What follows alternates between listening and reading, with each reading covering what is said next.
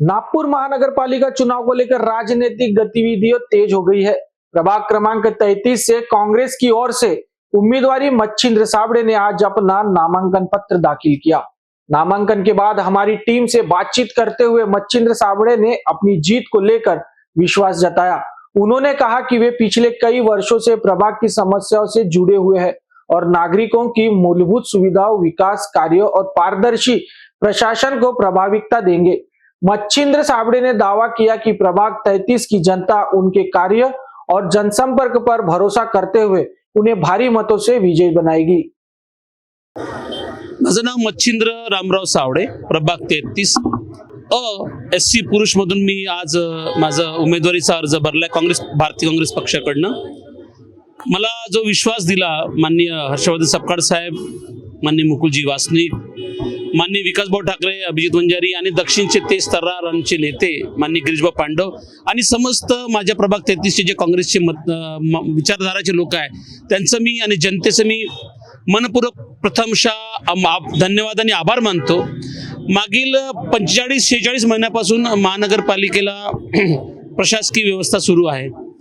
प्रशासकीय व्यवस्थेमध्ये त्यांना दिशा देणारं, सूचना देणारं जे एक सेतू होता, एक बांध होता नगरसेवक नावाचा महानगरपालिकेने जनतेमध्ये, तो बांध तुटल्यामुळे एक कोऑर्डिनेशन झालं नाही आणि मग अव्यवस्था वाढत गेली। आमच्या प्रभागामध्ये जे जयभीम नगर असेल किंवा कौशल नगर आहे, चंदननगर याच्या काही भागात OCWच्या पाण्याची येत नाही, ते लोक धार सोडत नाही। आपले इलेक्ट्रिक बिल 12 रुपयापर्यंत एक डिजिट गेला, तुम्ही अभ्यास कराल तर 12 रुपयाचा 1 युनिट झालेला आहे आणि कचरा गाडी फिरत नाही, यांच्यावर कोणताही माणूस अंकुश ठेवत नाही। अधिकारी एक समजा असेल तो बिचारा किती फिरणार आहे, त्याला इलेक्शनची कामं करायची आहे, त्याला टेंडर पाहायचं आहे, त्याला त्याचे ऑफिशियल काम करायचं आहे। म्हणून जो एक नगरसेवक जो असतो, जो सेतू बांधून असतो महानगरपालिकेत, तो सेतू ढासळल्यामुळे जनतेचे हालोहाल झालेले आहे।